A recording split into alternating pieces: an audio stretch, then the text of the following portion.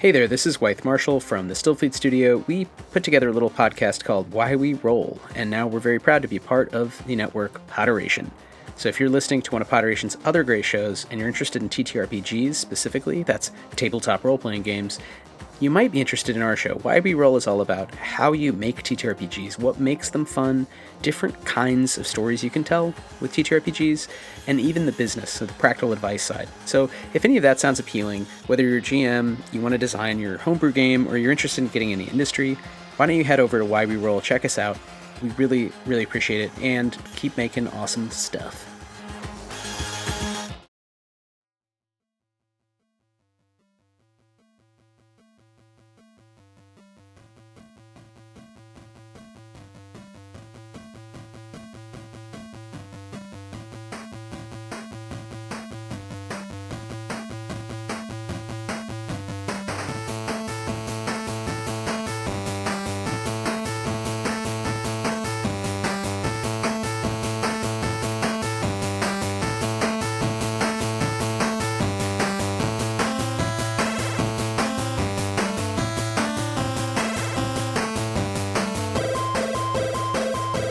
Welcome to Board Gamers Anonymous, the podcast where everyone's welcome to the table, but of course, as always, no one knows whose turn it is. This is Chris. This is Anthony. This is Will. And this is Megan. And this is episode 564, Rolling a Nat 1 on Corporate Strategy. We'd like to thank all our Patreon backers for helping us unlock a brand new episode. Hey friends, welcome back. We are so glad to have you here this week. We got some friends joining us here this week. We got Will and Megan back. Hey guys, how's it going? Pretty good. Trying to stay warm in all the snow. Yes, a lot of snow, a lot of freeze, a lot of lockdown, a lot of good time for games. True. Depending on the level of snow and downfall that hit your particular area in the U.S., you might have been able to get a TI-4 in, Anthony. I was actually supposed to play TI-4 this weekend, and then I couldn't because of the snow. So oh no, for me, it's the opposite. Cool. Someone Uno Said reversed game was downtown. Oh no, that's not good. But for the rest of you, hopefully you got a lot of great opportunity to get a lot of games to the table. It's post-holiday season, so it's definitely the board game, tabletop game season. So get your games, get your role-playing out there, get your super fancy table ready, because we got a lot of game reviews here for you this week. And especially for our feature review here, we're going to be talking about game companies and how every once in a while, going from corporate overlords to mere peasants, they have a couple of fails in strategy roles, Anthony. Yeah. So a lot of companies have made mistakes and or failed over the years. We're going to talk about a few of those, but there's a couple of like very prominent failures in the last few months that we're going to highlight, including one very recent one that may or may not tie into a recent prediction made by a certain Chris on the podcast. How does this keep happening? I don't know, man. Monkey paw, no. It was a prediction where I'm like, oh yeah, I could see that, but at the same time, it was like 2 weeks later. 2 weeks later. Yes, I have a very uncanny ability to predict tabletop gaming's random future events and things for no particular reason without any particular information. So, right. Yeah. I think this is why we stopped doing those prediction episodes, because they kept coming true. Yeah. Yeah, it was too scary. It's a very Twilight Zone-esque, to say the least. Or for your young kids out there, very, very, what would it be now at this point? I don't know. Black Mirror? Black Mirror. Let's be Black Mirror. Oh yeah, Black Mirror. There you go. An actual show. An actual fun show for everyone out there, but it's tabletop based, so it's scary. And obviously for the companies, also very scary. So we'll talk about that in a little bit, but we have a lot of other stuff happening, Anthony. Last episode, we did an episode that was so controversial that people needed to write into it, because it was an episode that we talked about Would You Rather. Yeah, so we did our Would You Rather. We had a few people chime in on that. But the big thing on that episode is early on we were talking about the games with shared worlds. Ooh. And I was pretty, like, in my head, I was like, I can't think of any games that are doing it. What's that? And we had, I don't know, maybe a dozen people wrote in and be like, what about this? What about this? What about this? So, thank you, everybody. So a few highlights from those submissions, and one that not me, but Chris, you should have gotten, because 2 of these games are on your top 100 list. Yeah, I see it now. The Tempest universe. The Tempest universe. Yeah, I love the Yeah. Tempest universe. So, I mean, it is defunct. AAG is not making no. these games anymore, except Yeah. like Love Letter. But at a certain point, there was, 5 of them? 6 of them? There was, I mean, they were numbered. I mean, there was Yeah. corporate numbering behind the scenes. And like you said, there was several ones. Love Letter and, wow, I can't believe I'm blanking on the game that I love so much. Dominaire. Dominaire, there it goes. So, Megan, it was this very, I guess, quasi-Victorian, quasi-medieval kind of world that was spread across a whole bunch of games, from very light games like Love Letter to kind of more evolved Euro games. And it was very early on. We're talking, what, Anthony? At least a decade ago, more than a decade ago. More, yeah. Love Letter was 2013. Yeah. So. Yep. So it was a really cool universe. And then, I don't know. It go bye-bye? It went bye-bye. It went bye-bye. Except Yeah. for Love Letter is still out there and be reprinted in like every version possible. Yeah, And every one of theme. every theme. Yeah, that's true. There's Love Letter Batman. So that's a thing. That's the one I have. Yes. Yeah. I've got the Jabba's Palace one. That's a good one. I have the Munchkin one.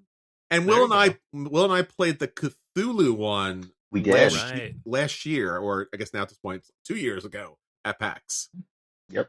Because when you think Love Letter, of course you're thinking Cthulhu. Yeah. Let's go full the exact opposite of the theme. Why not? Well, Cthulhu Who else includes would you love. send love letters to? Yes. Dear The Cthulhu. monster lover genre is very popular in certain corners of the internet. Oh, yeah. Uh-oh. We're going places here. Yeah. Well, he's got tentacles. That's all we have to say.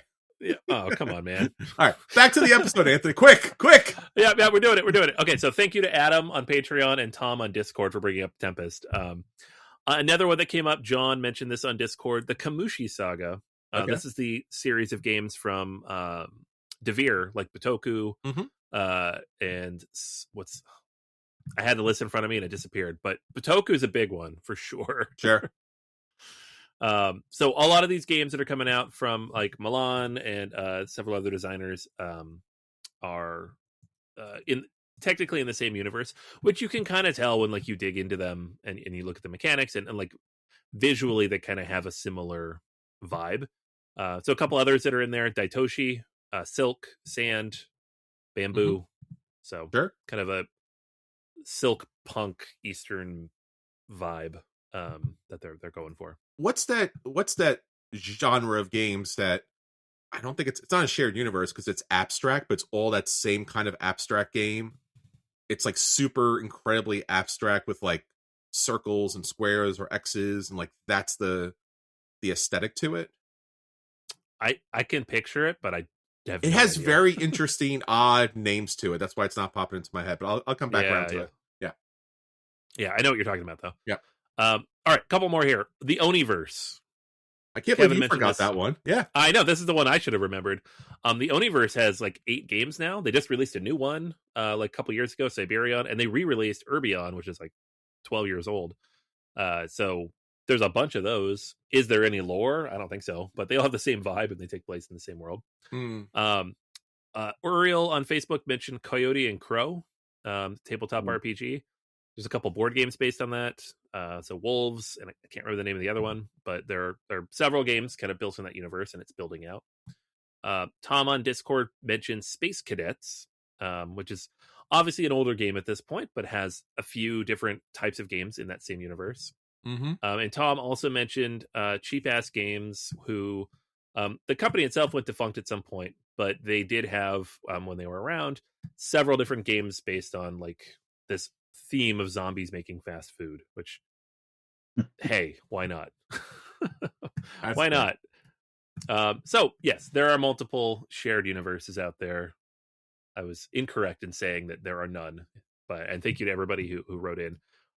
Several of them are even on our top 100 list, and we just forgot they existed. We did. We were caught in the moment.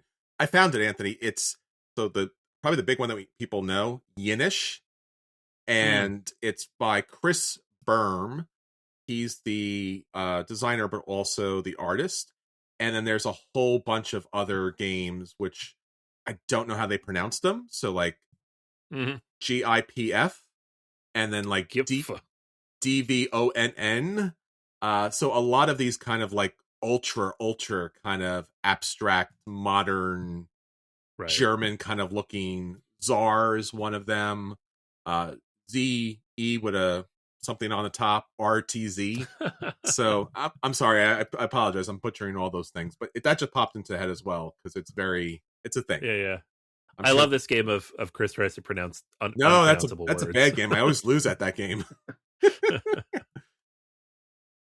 All right. Well, thank you all for getting back to us on that and sharing with everybody. It's the voice of the gamers, Anthony. Yeah, no, it's cool. I appreciate it. Like I know we called for it, and I'm glad there were so many good answers, and some of those were great. So check them out. Absolutely. All right. Well, that's everything that's happening with the state of BGA. Let's roll for preview, Anthony. You have something up for us that you want to get to the table. Yeah. So here's a weird one. There was a game back in 2010, way back in the day, from BoardGameTables.com, which is now All Play, of course. Yes. And published by various other publishers around the world, including Simon. And it was called Mountain Goats. It was moving these mountain goats to the top of several different mountains based on different die rolls. Very light game. It was a recommended Spiel des Jahres game in 2010. Mm-hmm. So it wasn't nothing. People knew this game well. And it's been around, and then it kind of faded away as these things do, right? All Plays like, hey, let's bring that back. Let's get some cute goats in here, and we'll do Mountain Goats Legacy. Why? Why? No. I don't know, man. So I think this is a thing they're starting to do because they recently did Sail Legacy. Sure. As a 2-player trick-taking game with a legacy tacked on, which it looks good, but also I don't know how. So now we have a legacy game based on mountain goats. And again, this is a game in which you roll dice and move goats up mountains. That's it. It's like a 1.2 weight. And they're like, let's make that a legacy game. Mm-hmm. And I say that, and I laugh, but also it looks kind of good. So the artwork is fantastic. You got all these little great goat meeples. Seriously, check out the goat meeples. They're very cute. And the game by itself is like $39 if you just want the standard edition of it. So it's not like a crazy expensive legacy game. It comes with a bunch of different dice, all those meeples we talked about, and then you're moving up these different mountains. But of course, there are fun legacy elements mixed in. So things will change, things will add, things will adjust over time. You can also buy a new version of Mountain Goats, a tiny version. I think it's $10 as part of the campaign. It comes with it if you get the deluxe edition package, whatever. And they've also thrown in a cool looking tile game, because this is All Play and they always run multiple games at the same time, called Enchanted Ivy, when you're building out this tableau of ivy growing up the side of a building, which also looks very cute. I almost picked that one instead of Mountain Goats, but then I was like, it's a legacy game. I have to go with that because it's silly and stupid. So yeah, I don't have much more to say than that. It's Mountain Goats. If you play Mountain Goats, you're literally rolling dice and moving meeples based on those die rolls. There are abilities now, so based on the dice you roll, you get different abilities which affect where you move, which is cool. There are different scoring cards and bonus cards. That's cool. And then there are 5 secret envelopes and boxes with all the fancy secrets that come in it. So I'm looking forward to seeing how this works. I guess is really the answer to that. I would love to play it, but also with my huge skepticism of any legacy game, we shall see.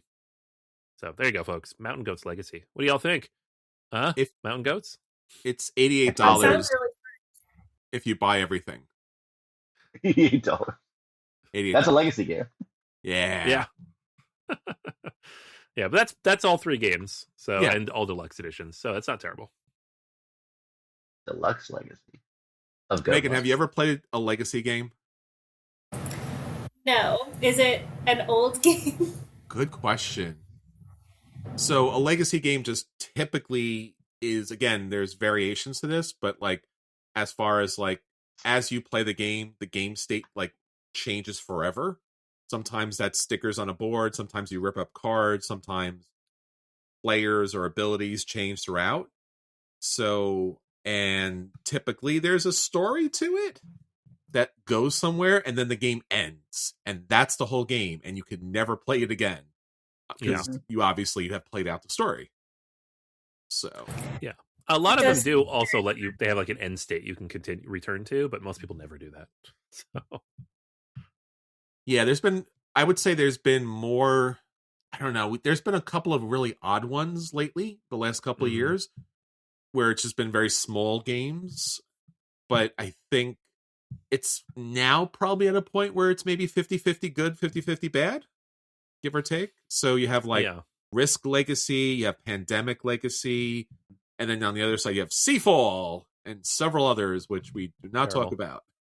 But there's Time Stories, which is also very good in some of their expansions or some of their sets, and some are not so good. Yeah, like the genre came out really strong. There was like 2 really amazing games, and then after that it was very middling. So but yeah, like Chris said, now it's kind of like these smaller things. And if you want to see the stuff that's in the legacy mode, they have spoilers on the Kickstarter page. You can look and see what you unlock if you don't want to just back something blindly and hope that it's interesting. I'm not going to go through that because I'm sure there's plenty of people who don't want to be spoiled, but there is a list here, so you're not completely buying out of nothing. But yeah, if you are interested, this has been on Kickstarter. It's only got a few days left, so as you're listening to this, you have like 2 days left if you want to back it, and it's made all its money and then some. So it will be produced. It's All Play, a pretty trustworthy company at this point. They deliver lots of games every year, and tables. Yeah, Mountain and tables. People forget they make tables. Yeah, that's why they changed their name. And bags. They make bags. Yeah, that's true. So yeah, Mountain Goat's Legacy, Enchanted Ivy. Why? But also, why not? That's what I got. We're at that point, man. Exactly. Everything's upside down. Why not? Goats are awesome. We're jumping back and forth across that shark. The shark's tired. It wants us to go home. It's really interesting, though. Like I was mentioning before, the legacy games were very elaborate, scripted, detailed, life and death kind of choices. And then like the last couple of years, it's been weird, abstract, small games that you would never think that they would make into legacy games. And they're like, let's make it a legacy game, I guess, to give it another twist to it. Right. So it's interesting, Megan. You should definitely check out some of the better ones. You might actually love the genre of it because as like a role play gamer, this has a really sweet. Will you too? Like it has a really sweet role play element to it. And I have not played Pandemic Legacy. Anthony has, and it's one of his favorite games. But I played Risk Legacy, which is also very good, but you really have to like Risk because you play it several times. But there's Time Stories, which you're like forensic psychiatrist, crime solver, futuristic kind of things.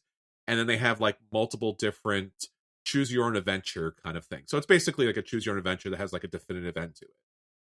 And then there's all the abstract ones, like goats, because goats. Goats away. That does sound very, very intriguing, like a fun thing to do in a blizzard. Yes. Yeah. 100%. There you go.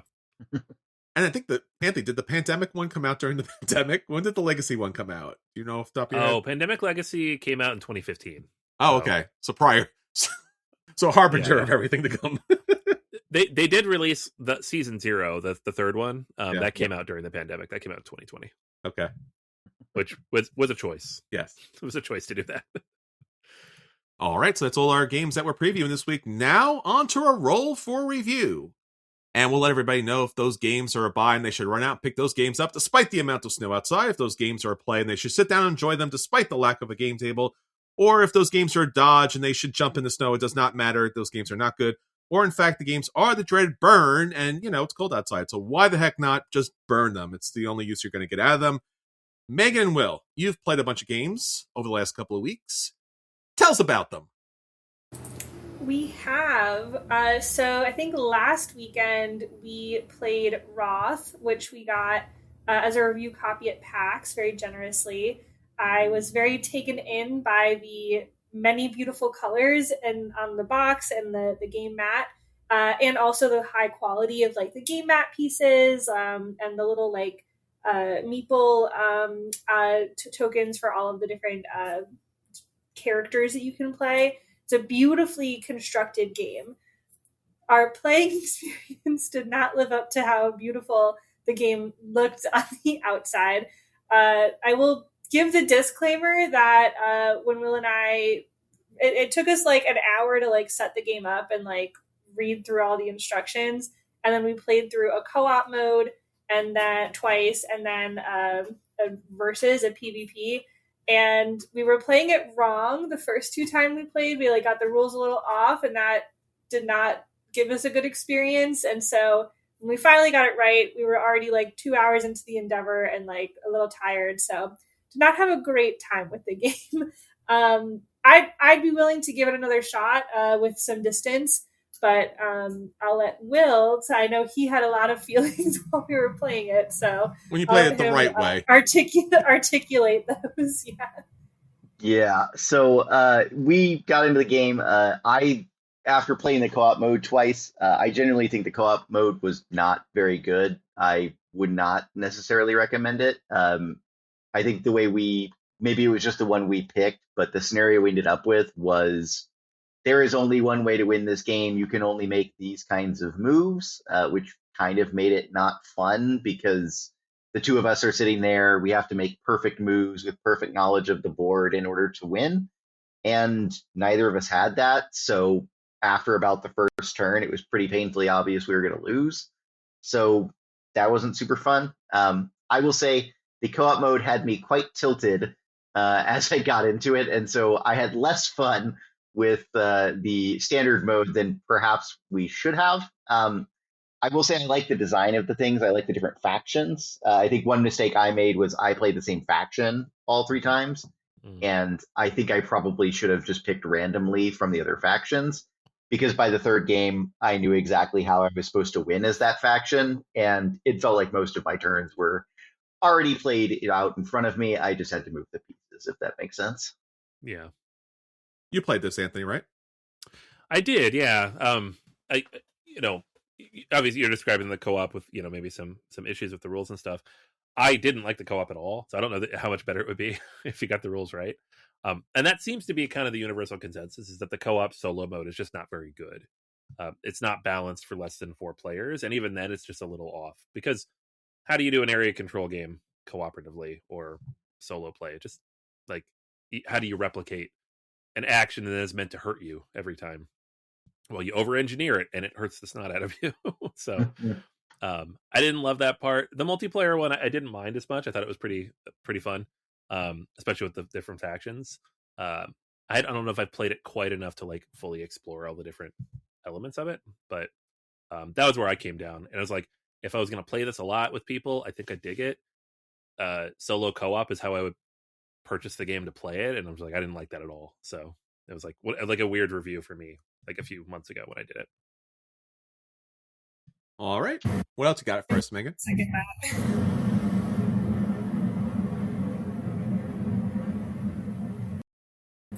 Yeah, ultimately, I'd say probably dodge the game, unfortunately. But right. I'll give it another go. But in a couple months. I also think dodge. Yeah, I think it'd have to take some time. In the moment it was going to be a burn, but it was dodge. It was like, I think some people would like this. I think it's a cool game. It's not me. Yeah. All right, what's up next? So we also played recently the Stardew Valley board game, which was a really great cooperative experience. Very cutely, we both got each other this game for Christmas, so we had an extra copy that we had to return. But we played through that. If you're familiar with the Stardew Valley video game, it's pretty, I'd say, faithful to the mechanics and the goals and like the spirit of the video game. So it was felt very familiar to play, even though it had like obviously like board game mechanics attached to it this time. You're trying to complete several tasks that Grandpa has given you from Beyond the Grave. You're still incentivized to make friends. You're incentivized to go to the community center. You can do all of those other fun activities like mining and fishing and farming and petting animals and making them love you, which is obviously the best part of the game. And you play through all 4 seasons, and then once you get to the end of winter, hope you've finished all of the goals that Grandpa gave you. But we had a really, really nice time playing the game, and I had a lot of fun with it. I would play it again. It did take quite a long time to punch out all of the like hundreds of little pieces and like put them in their proper place. But now that it's been set up, I would 100% it would be easy to like play again. The learning curve was not steep at all. Yeah, I will say it's a pretty significant setup. I'd actually wanted to play the game. I was tracking it when it first came out, but the first printing of it, it was impossible to find. You know, you're having to buy it for an extreme amount secondhand from somebody. So I'm glad I finally got to play it. I really love the video game. So I was, a solid pick. It's an IP that I like. I'm probably going to enjoy the game. I really like the components in the game. Like the tiles are really cute. The way the art is done kind of resembles the game, but more so, and sort of captures, I think, the aesthetic and the spirit of the thing really nicely. And one of the things I really liked about the game is that it gave us sort of different ways to play, and so it wasn't just, oh, you're focusing on this one thing to get these three goals met. We certainly had more difficulty than others on some of them, but it was really cool. We ended up, our farm was like a lot of animals and not as many crops, right? And we had upgrades that were in this area, but if we'd played the game differently, picked different starting stuff, maybe the upgrades would have been different. We would have had a totally different game space, which I enjoyed. There's also a little bit of replayability where you change the season cards and things, and so you maybe don't get what you're expecting, or they're maybe in a different order.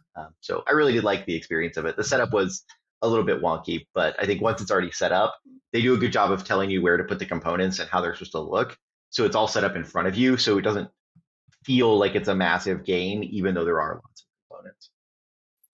Yeah, and for it being a like exclusively co-op game, I really enjoyed like that element. Like each of our turns, we were like communicating beforehand to strategize. Oh, like okay, like this is what I have. Like you could see each other's cards and be like, okay, I'll go here this way, which will enable you to do this other thing. Like why don't you go to this place?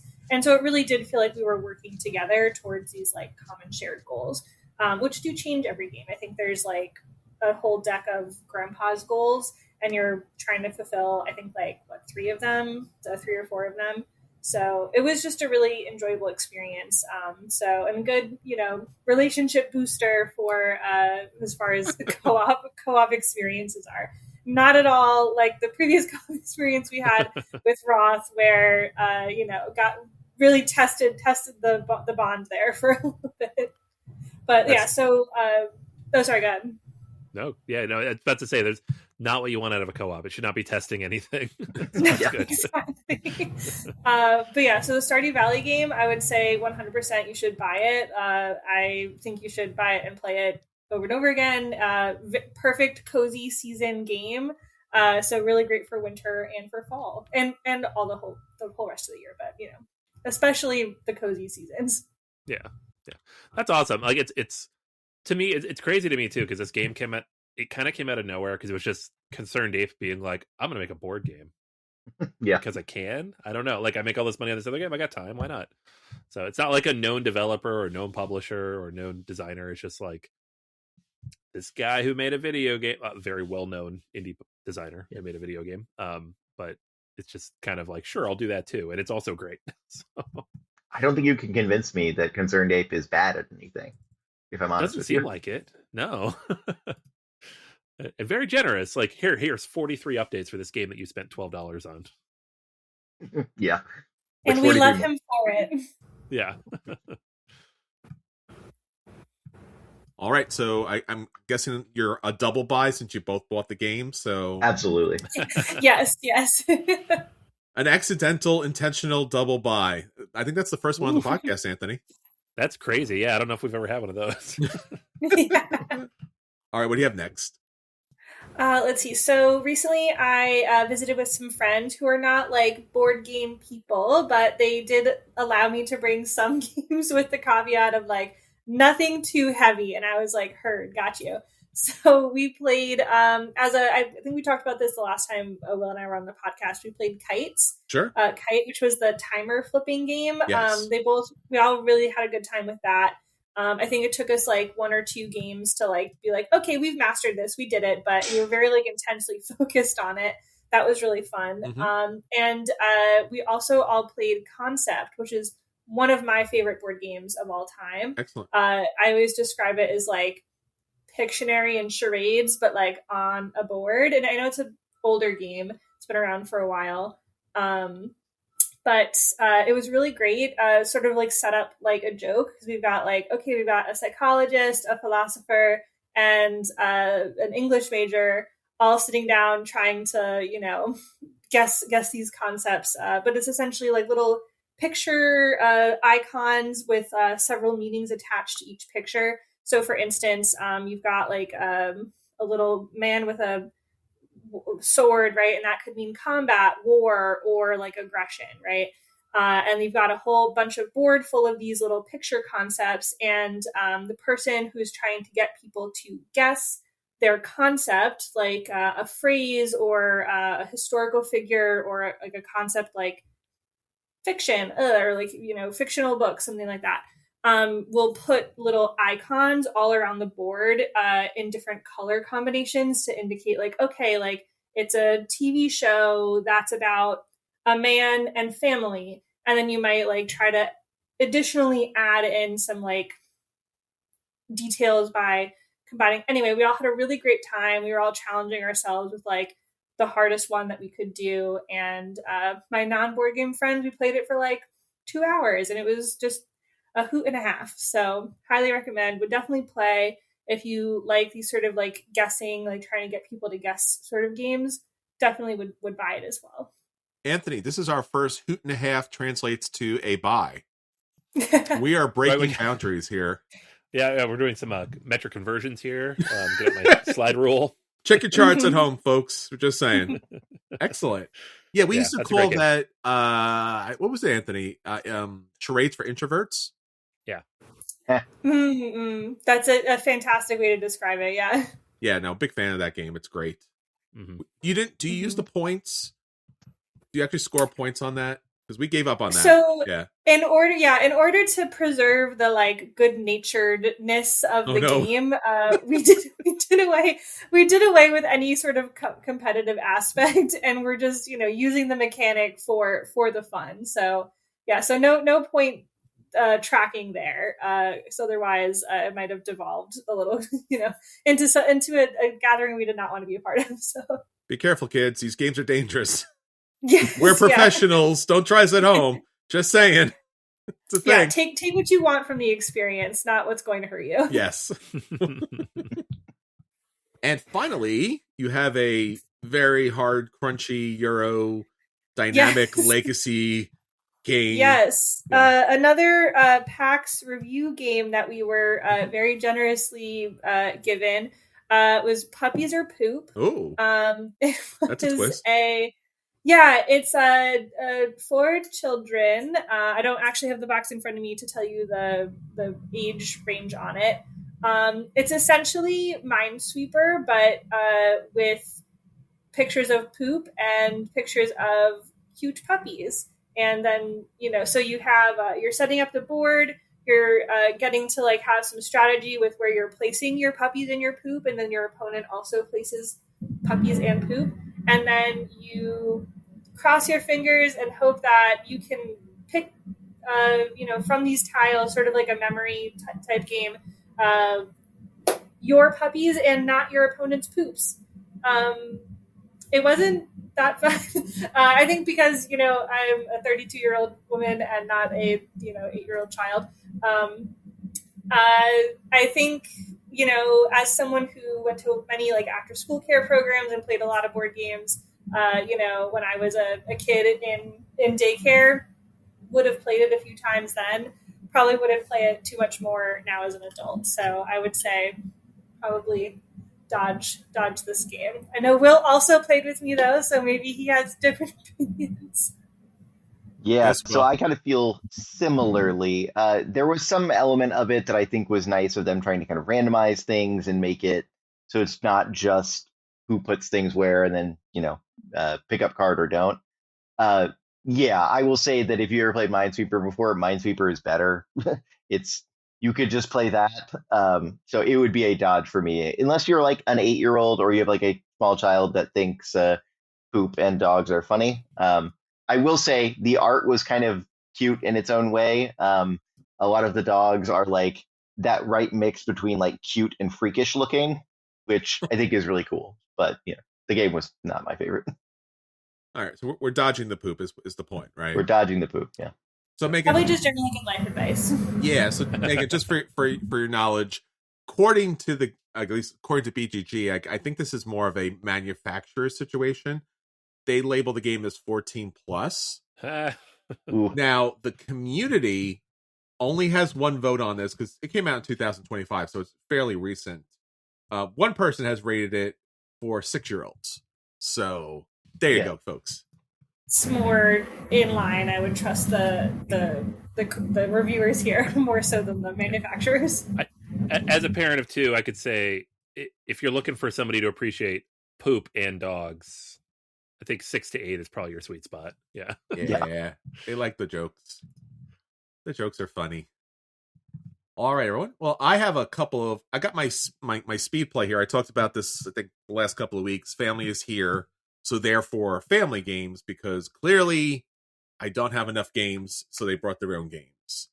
And it's the holiday season, so you play the games that they want to play, not the ones you want to play. And it's fine. It doesn't bother you at all because you have a podcast for a lot of years. You collect a lot of games. You read up on it. I don't know. Sure. Let's play the game about puppies and poop. All right. So here's kind of a quick take of games. First up is Herd Mentality. This is from Big Potato Games. This came out in 2020, and basically this is again one of your traditional family games where a question is asked. Every person or family member writes their answer here, and the gimmick to this game is you are trying to match with the herd. You're trying to get the same answer, give or take, that you think everyone else is going to pick. If you do that, you get a cow. You get a point. If you do not do that, and you're the one that's alone, if you're outside the herd, you have the only single unique answer, you get this little foam pink cow, and you don't score a point, right? So you do not want to pick something different than the herd. The production is quite good. The pink little foamy pig is good. It's not really much of a game because you're just trying to guess what everyone else guesses, which seems a little less fun than most of the other games where you're trying to come up with something unique. So I played with the family. They were like, huh? And I was like, yeah. See, I told you. So you were warned. Look, Q production, not really a game. It almost bears into that whole game experience kind of situation where it's like it doesn't get rated as a game. The one thing I will say is technically you can play this game from 4 people up to 20. Why that's a thing, I don't know. It has little slips of paper that you have to write the answers on. So I think you will run out of slips of paper before you get 20 players to play a full game of this. So I think that's a little unrealistic, give or take. Yeah. I mean, I don't know. No. Bad. Burn. I burned it. There you go. It's burned. It's gone. I said it. I did the thing. Yay. No. Fire. It's bad. It's again, not enough slips. We had to write on the back of the slips, and yeah, it's a cute little pig. And I like cute little pigs, but bad game. Bad game. All right. Next up is Pictionary Air. You like Pictionary, you played as a kid. It's Pictionary. Well, it turns out that you can now play this where you have this kind of like electronic magic marker, and it plays just like Pictionary. You're given a clue, and you have to draw it out, but you are going to draw it in the empty air. And based upon how your phone camera kind of lines up with the electronic marker, it's actually going to create the design. So this is a very cute gimmick because you don't know necessarily what you're drawing. You have like a loose concept of like, I'm drawing a person. Did I forget the hands? Where was the hands located as I'm drawing? Right? Because you're not supposed to know. Everybody else is supposed to be able to see the actual drawing itself. It's a gimmick. It's a fun gimmick. It's not anything radically different than Pictionary. So if you want to stand up and wave your arm around trying to draw something and not know what you're actually drawing, I felt it was a little more frustrating than fun. And again, maybe that's a little too much of a perfectionist in me to actually want my drawing to look like a thing at the end. Because again, you're drawing nothing, and then eventually you look, oh, I did draw a thing that somewhat resembles the thing that I said I was going to draw. It's money to buy this. So you don't need money to buy this. You have a pencil, you have words, do that. You don't have to spend money on this. This costs money. So this is a burn because it costs money. And you already have Pictionary. So don't do this unless you're like, I don't know, 6 or 7, and you're like, I did the thing and I waved it up and it did the thing. And no, burn it. Bad. Teach your kids how to draw, people. That's all I'm saying. So I get to burn too. See, we're knocking these things out left and right. Okay. Third game, Outsmarted with an exclamation point, came out in 2020. This is what is considered, or they consider, the live TV quiz show board game. It is 100% Trivia Pursuit, but the gimmick here is 2 parts. One is it has a toy factor to it. So you actually have these little 6 gray figures. You can get them like generic gray, or you can get them colored. And, it's like these historical figures, and you march them around the board. Now, again, the second gimmick here is you can actually see this stuff happen on your TV or your tablet, which is the actual game app that kind of connects to it. And here's the weird thing. If you commit, at least initially, to the board, you're stuck to moving your piece around the board. If you stick to the TV, then that's the way that you'll play your particular rounds. So now you have people doing different things and having a very hard time tracking what, again, is extensively a Trivia Pursuit game. The problem, and why this game is problematically super bad, is because every time they give you a question, there's a super big production on the screen. There's intro music, there's a splash video scene, then they give you the question, and they give you a whole bunch of other bells and whistles to it. So what would be a simple question is now about a 5-minute production, and it doesn't make the game any better because, again, it's tremendously outdated. Again, it came out in 2020, but even in 2020, this was incredibly outdated because Jackbox has been around forever, and Jackbox is awesome. So you have to do something better than Jackbox if you're going to make this genre type of game. The board itself is as boring and plain and basic as like a 1970s Trivia Pursuit game that like you got out of like a charity bin.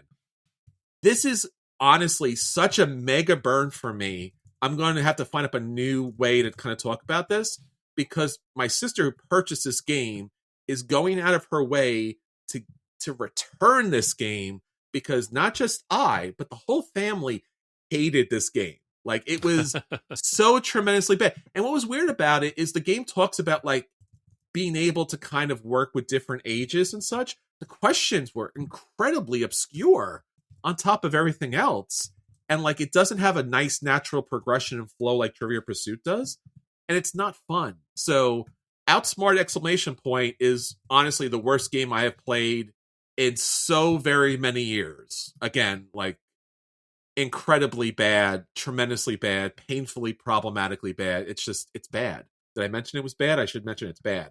Anthony, let people know it's bad in the show notes because don't buy this game.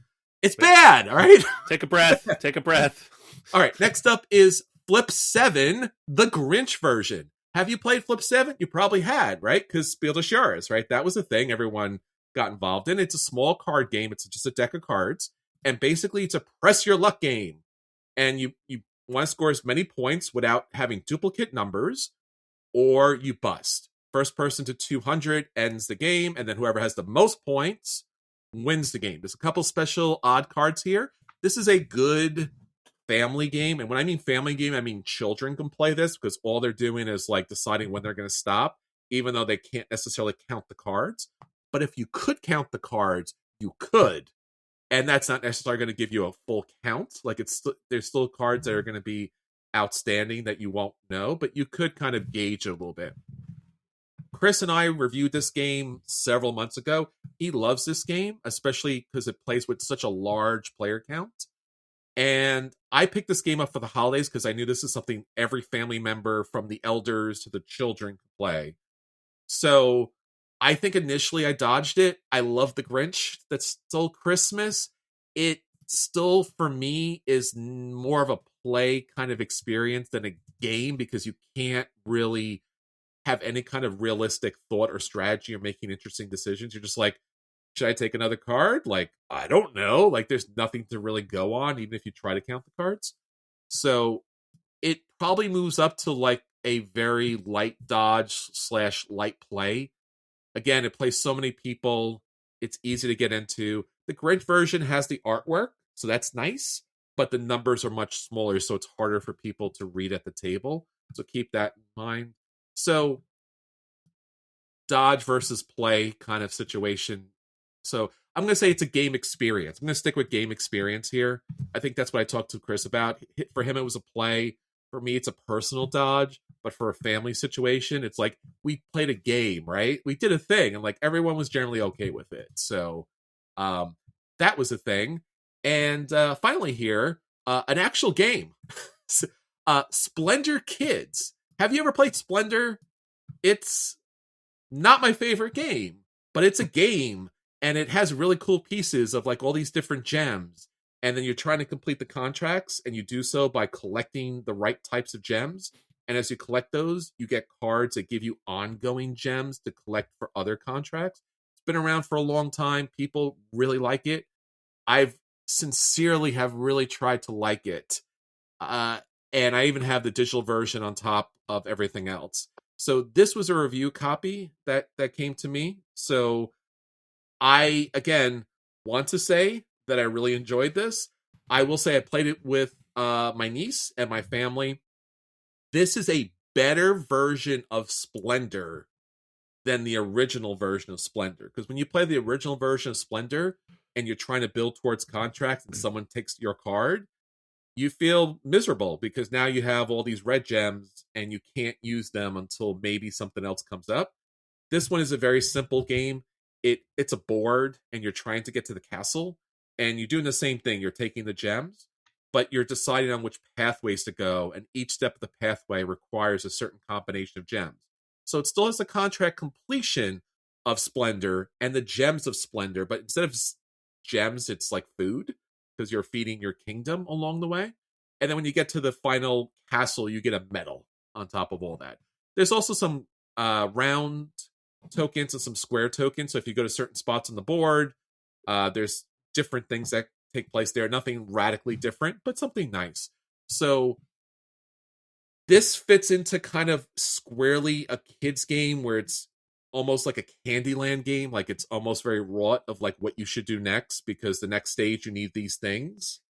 So there's very small decision-making scope here, but I think that's absolutely positively necessary. The game is Splendor Kids, so it has to fit kids, and therefore I do think it fits kids. So for a kid audience, it gets a play. I think it works as a kid game, and I think family members will not scoff at it as they play along with it as well, because it's very bright, it's very colorful, it's kind of fun to play with the little tokens. So Splendor Kids, that's a play. Whew, that's it, Anthony. I'm over the holidays. I don't have to play those games anymore until next year. I thought you were gonna explode. That was unhealthy, man. It was bad, and I feel bad about it. I'm gonna have to go wash off with some cubes just to feel a little bit better about myself. Yeah, you got to get out, man. You got to play something with some meeples in it. Take 2 meeples and call you in the morning. Is that what you're saying? Yeah, exactly. All right, everyone. So that's all the games that I got to the table, and Megan and Will got to the table this week. Now on to our feature review. So our feature review this week is, of course, we're talking about the latest and greatest companies of all time. They produce your favorite card, board, and role-playing games, and we love and adore them so much that we talk about these games each and every week. Typically not burning those games, but those companies, unfortunately, have done some self-burning, which is bad. You don't have to be a counselor to know that. Like, don't do that. Self-harm is not good. So, Anthony, these games and these companies, some problems. Yeah. Let's dive in. So the first couple of these are the reasons why we're talking about this, and then we figure we can try to find some common threads here. Mm-hmm. We've been talking about this first company for I don't know, a year and a half, maybe 2 years of just like they're dead, right? Are they dead yet? Are they dead? So They're almost dead. Not quite. no. So Simon, which at one time was like the biggest, hottest company in board gaming, is now in death throes. This is a company that in the last year has sold off pretty much all of their major IPs, from things like Zombicide to Blood Rage to everything else in between. And they're doing that because they have a bunch of unfulfilled campaigns that they need to fulfill, right? Before they go bankrupt. So they released an update about a week ago in which they said, hey, this is our plan for this year. Here's what we're doing to make sure we can accomplish those things. So they said they're exploring IP sales, licensing, delivering in batches, working with the manufacturers to get discounts and stuff. They're not going to ask anybody for extra money, so on and so forth, right? Everything is late at this point, but they are trying. So they have a list of 12 campaigns that are supposedly in various levels of production. So their goal is to deliver Dune Desert War, Mordred, The Adventurers, Masters of the Universe, God of War the board game, DC Superheroes United, and Deceased in 2026. Ouch. We'll see. They've pushed Massive Darkness, Dungeons of Shadowreach, Song of Ice and Fire Tactics, Super Fantasy Brawl Reborn, and The Dead Keep into 2027. And then that's it. They're not running any new campaigns because they have no money. So, yeah. This one, the cell phone here is the crowdfunding bubble, and then getting hit by, I don't know, everything else that happened in the last 6 years with the crowdfunding bubble. Yeah, they reported $2 million in losses in 2024. I mean, early on they had some challenges as far as campaigns not hitting as big as they thought they would. Sure. But obviously, this is a company that obviously their name originally was Cool Mini or Not, because they were all about very cool minis. So if you wanted a board game with very cool minis, this was the company to go to. But that also meant that this is the company that board game was filled with as much plastic as humanly possible. And for a time, they were the company that owned that kind of genre of games. Like, that was them, right? They had the endless number of boxes and expansions and endless number of plastic, and then obviously tariffs and shipping issues and pandemics and what we say, dabbling in the Taiwanese stock market or Hong Kong or something that they were doing at the same time. Yeah, I mean they're publicly listed. I can't remember exactly which exchange. It's something in the East Asia. Once you're publicly listed, you obviously end up with a whole new suite of problems, because now you're ethically obligated to do what's best for your shareholders, and often that's what's worse for all of your customers. So pump money, that's what you have to do, and it didn't work for them. I do like the fact that they're actually committing, or at least saying that they're committing to release all those games without extra cost for all their backers out there. That's some pretty solid commitment. At least it's words, but it's good words. It's happy words. It's a lot of games that they haven't delivered. A lot of games. It's so many games. Yeah. I have a couple in here that I've backed, and I don't know if I'm assuming I'll never get them, but if I do, I'll be pleasantly surprised. I wonder if there's any, I mean, again, this is a lot of business talk, which we're not privy to their contracts and things like that, but that's a lot of IPs. I mean, that's almost all IPs. What about those companies? Right? Yeah, you got to wonder what the licensing's like. Like, is Warner Brothers going to be like, yo, what are you doing? Or Sony with God of War? Like, these are big companies too. Like, they must have contracts. Maybe that's why they have to get this done. Yeah, I bet. I mean, the new He-Man movie is coming out, and they haven't got the He-Man game out, so that's no, that's not going to deliver till like October, so it's going to miss the movie. Oh no.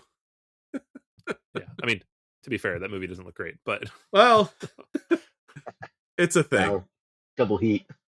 Yeah, I mean, it's a He-Man movie. What do you want? All right, let's move on to the next one here. This is a relatively recent development, but it's not surprising because this is a company that's been having all sorts of issues lately.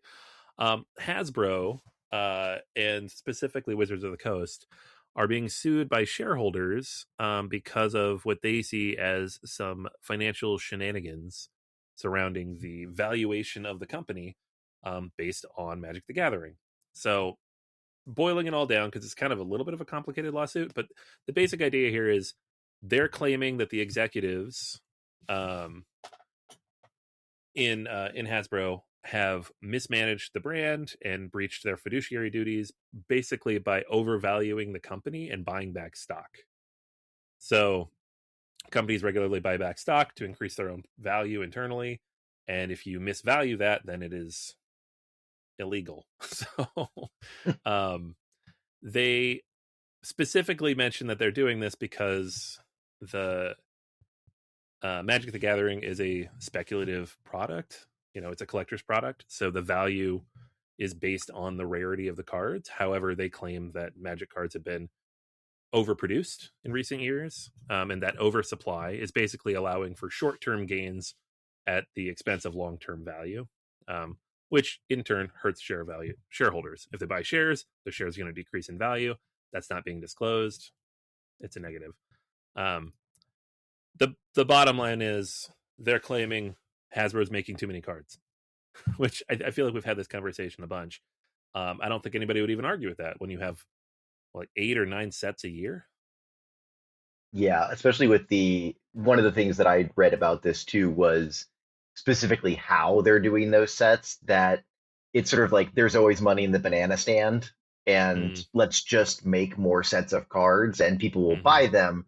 And especially when they've recently got into the like different world crossovers and things where it's, oh yeah, we're making Final Fantasy cards, we're making Avatar cards. It's like, yeah, that's great, but some of the people just want to literally play Magic, and you're, doubling the amount of sets every year.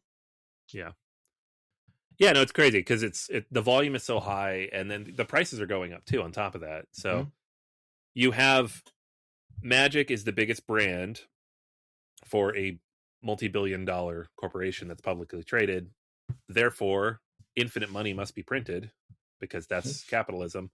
And the only way to produce more money is to produce more cards. And if you produce more cards, you make the cards worth less over time, which is what the lawsuit entails. So it's not surprising, but it is like at the same time, like, are they putting themselves into like a potential future death spiral? I don't know. I think the last thing you'd want to do too is go the way of Pokemon, Right. Yeah. That whole brand is a mess. Like you can't even play the game. You want to play the game? You can't play the game. My kids stopped caring because you could never find the cards. We go to the stores, they're not there. So. And we've seen this happen previously with the comic book industry and even the baseball card industry, where like they realize this makes money. The secondary market's going crazy. People are picking up, like, traders, collectors, speculators, people just buying the stuff and like loading it into their basement, forever. And they're just like, why not us? And I think just historically, Wizards of the Coast, surprisingly, again, I don't know who the person is or persons who are missing the kind of thing here when it comes to D&D. We talked about D&D. What was it? Will, you were on this episode, right? It was like, was it 2 years ago or something? Where 2 or 3, maybe 3 years ago, where D&D was just like cutting off their nose to spite their face a little bit just to make an extra dollar. Again, the reason why D&D and the reason why Magic the Gathering is so robust is because of the community. And when you start pressuring, stretching the community, it fades away and breaks. And once it does, then everything just falls apart. And again, like, a lot of that is just, some of it can be just general sensitivity issues of like, hey, you marketed and made me purchase and buy into like Warhammer and then just switch everything out the next year. Or again, D&D, where it's like, oh cool, you have those, you can make anything you want. Wait, no, you can't unless you pay us all the monies. And obviously here with Magic the Gathering, people feel very much connected to the sets they own, the decks and the lore and everything else goes along with it. And people were talking about this earlier on the episode, like, there's a lot of these universes that have now been defunct because of reasons. And imagine that we might actually see a time and space where Magic the Gathering is no longer a thing. It's kind of crazy. Yeah. I do wonder about it. Then this is what kills CCGs. If you start overprinting and the collectors bail, then that's half your market. So And there's always power creep with those cards too, because every card has to be like special and more powerful, and then you just ruin the meta. And it's really hard to pull that back once you put it out there. So like, oh cool, you have those cards? Like, well, I have this brand new set from SpongeBob and he does all the things, and you're like, oh, so much for winning, or so much for playing or enjoying. Yeah. I know when that Final Fantasy set came out, there was the VV card from Final Fantasy 9 was super broken. And they left it in standard for a while. I think just because they didn't want people who'd invested in those cards to be like, oh, you gotta. But of course they were going to ban it eventually because it was super broken. So I don't know. It's a weird thing. I don't know how you manage all that. Seems like it'd be easy to mismanage, and for it to be the $1 billion cornerstone of that whole company seems dangerous. But I mean, it's such a speculative, robust bubble that it should float the company indefinitely if they just properly manage it, or they spin it off, or they sell it, or they just do something just in a proper, just have the right people to put their hands on it. And then but inevitably this is what happens. This is just what happens. It's like they see dollar signs and they don't understand, like, you burn things out. I guess you don't care, right? Because it's shareholders want to make money, and shareholders are fine with leaving, right? Like, this made X number of dollars. I got out in time. I burned it, but I made all this money, and now I'm taking it somewhere else. That is the fatal flaw of short-term share-based capitalism. Yay! Everything burns out. Everything burns out because people burn it out. Yeah. Yeah. I always think of the meme if we could be okay guy with a thing just being instead of growing, we'd be fine. Yeah, I mean, infinite growth is just not a real thing. Especially in cardboard with art on it. No, right? Yeah. Yeah. And then there's a limited number of people willing to spend thousands of dollars on pieces of cardboard. You've tapped that. You're good. Post Malone already bought the One Ring, guys. That's all we can do. That's it. He did the thing. I mean, I used to collect comic books, and like, I never came back after that whole 90s bubble thing. So it's a thing that happens. Same with baseball cards as a kid. Just like, we're not doing this. Right. Even as a kid, I was just like, this is messed up right here. I can't. Yeah. All right. A few more here, because there's a lot of companies that have screwed up. I don't know. So some rapid fire here of companies that have closed recently for various reasons, but a lot of the times around the same thing. We have Mythic Games, which went through a very protracted process of failing, right? Mm-hmm. They finally liquidated everything in October because they were ordered to by a court. They are also being criminally investigated, or they were being criminally investigated for fraudulent behavior, but they were not. It was not found that they had actively or tried to defraud people. It was just mismanagement. Accident. If I recall, they got the whole company's bank accounts liquidated at one point. Like, the government stepped in and just took all the money in the bank. Oof. Yeah, cool. Because it was years and millions of dollars worth of campaigns that they just didn't deliver on. Yeah. I mean, and that's the weird Ponzi scheme of crowdfunding. A lot of these companies, they keep running campaigns because the new cash helps them fulfill the old campaigns. Yeah. But as soon as a campaign fails, they suddenly don't have the cash to fulfill the old stuff, and then it collapses. It doesn't. All it takes is one bad campaign, and you're like, "Uh-oh, now we're in trouble." Yep. And now no one gets Darkest Dungeon. I mean, Kickstarter could fix that, or they could have fixed it back in the day, and they didn't, because they tried to. I think in some respects there was some, but not enough. Yeah, they had limits on how many campaigns you could run before fulfillment, but then there was multiple sites, and you got people running stuff in multiple places, and then you get companies like Simon with like 18 outstanding campaigns and no money. You're like, okay, well, that shouldn't have been allowed to happen. But I mean, if only the rest of the economy worked that way. Yeah, right. Well, some of it does. Well, yeah, not for people that don't have enough money to start with, I guess. Yeah, right. All right, another a company that failed here in the last couple of years, we have Elf Creek Games. They did Merchants of the Dark Road and Honey Buzz. So they eventually ran out of money, weren't able to fulfill on their campaigns. We have greater than games. And in this case, this was a tricky one because they didn't necessarily decide to shut down. It was the company that owned them, Flat River Group, decided, hey, we're just going to shut this down. The brand still kind of exists. The games are still going to be sold because Spirit Island is a very strong selling game.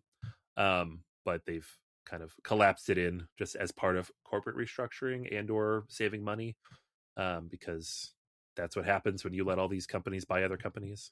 Mm-hmm. They eventually consolidate. That's never.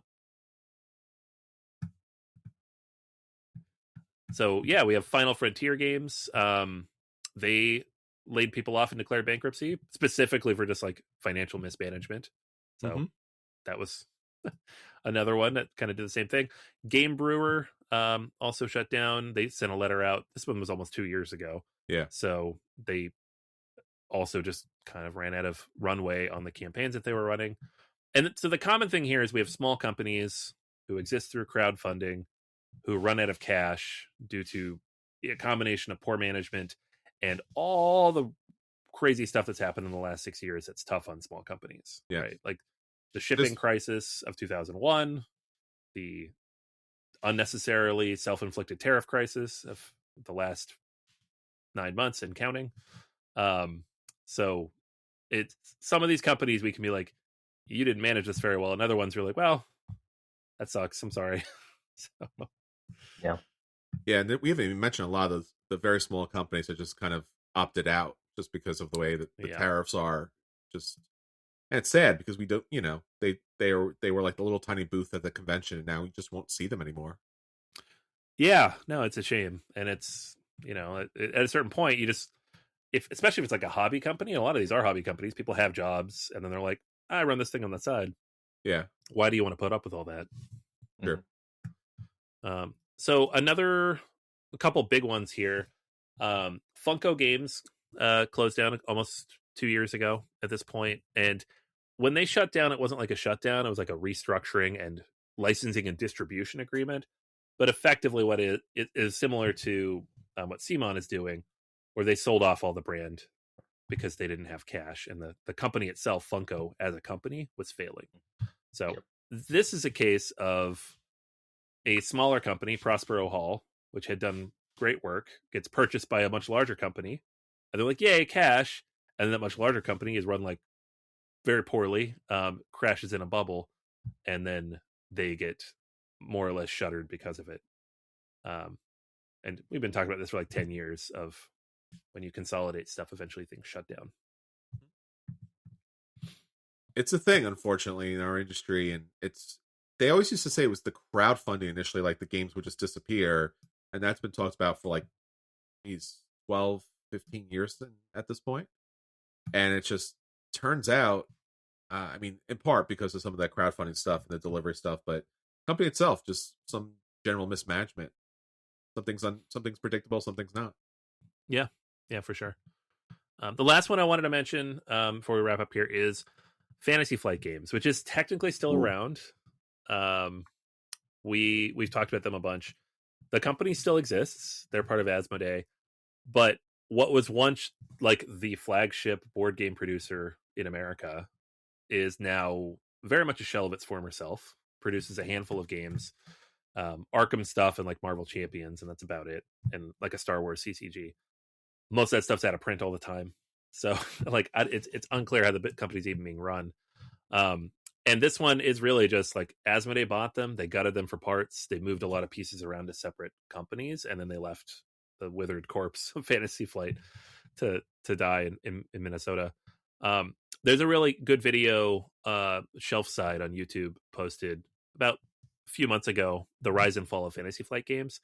It's not like comprehensive, but it's a good 40-45 minutes walking through like, this is where the company started, this is where they are now, and here's kind of how they got there. And so if you're wondering like, how did this company that everybody tells me used to be the best thing ever turn into what they are now, which is nothing, that channel does a pretty good job of going through that. So it's got like 150,000 views, so it's a lot there, and I know he's like developing more content around this too. So that's a shame. Fantasy Flight was so amazing back in the day. Yeah, it's the point now when they release something, you're like, really? Yeah, Like, Fantasy Flight. yeah, they released a new expansion for Twilight Imperium in like September, and I was like, is this real? Are you doing this? Why are you doing this?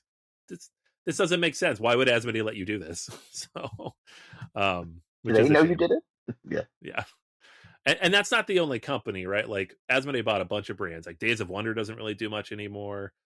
They used to release one big new game a year. Now it's like every few years. Mostly they work on apps. Catan got sucked out of Mayfair. Mayfair is mostly dead at this. Well, no, they are dead. I think like Mayfair is dead. So it's just again that whole consolidation thing. So and is that self-inflicted? Maybe the company was sold. But at the same time, part of the whole like failure of corporate strategy sometimes is just, we bought this thing. What do we do with it? Well, who's in charge? They don't know anything about games, so let's suck what's valuable out of it, hedge fund style, and here we go. Good times. It's fun, y'all. It's fun. You say so, man. It doesn't sound very fun. No, it doesn't sound very fun. Obviously, there's plenty of good companies, and we do have crowdfunding to like keep the indies alive. But man, the big companies, man, I don't know what's going on over there. Yeah, I mean, it's become more difficult market. I think we've seen, like I said, we've seen this with comic books where it was a small market that kind of speculators and very interested people started to like, conglomerate around and picked up the companies, kept up the products. It blew up a little bit, and then just the over speculation and over the belief that financially this thing was going to be the biggest thing in the world, and we believed it was going to be the biggest thing in the world, and Kickstarter was showing up with like $14 million, right? Like for a game, right? Like just absolutely incredible. Like RPG games, $14 million. Cosmere, right, Anthony? Yeah. Just incredible amounts of money. So why wouldn't you try to get in on that? But a lot of times the people who get in on it don't know the industry, don't know the players, don't know the community, don't know why something sells.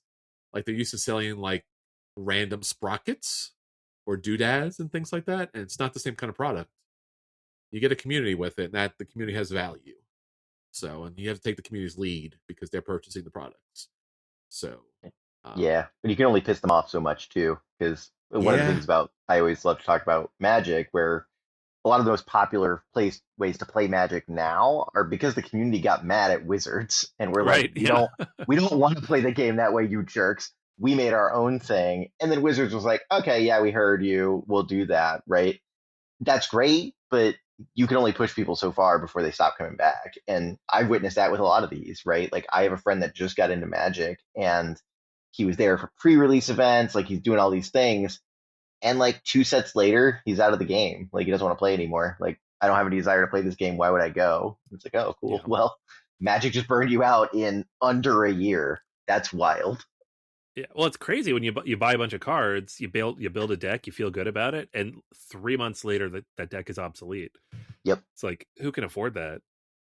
No one. Like at a certain point, your business model is whales and wealthy children, and who's going to buy that? Yeah. Very true. All right, everyone. So that's everything for this week. Until next time, this is Chris. This is Anthony. This is Will. This is Megan. And we'll save you all a seat at the table. Take care, everybody. Bye. Bye.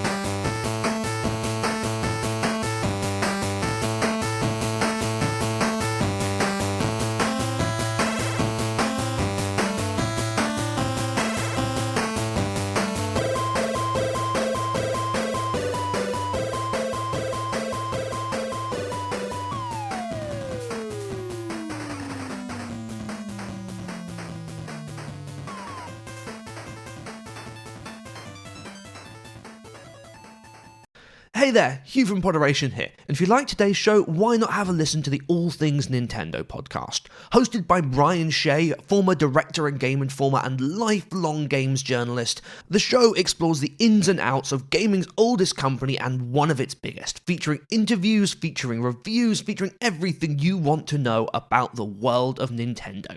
If you'd like to learn more, check out our website at podderation.com.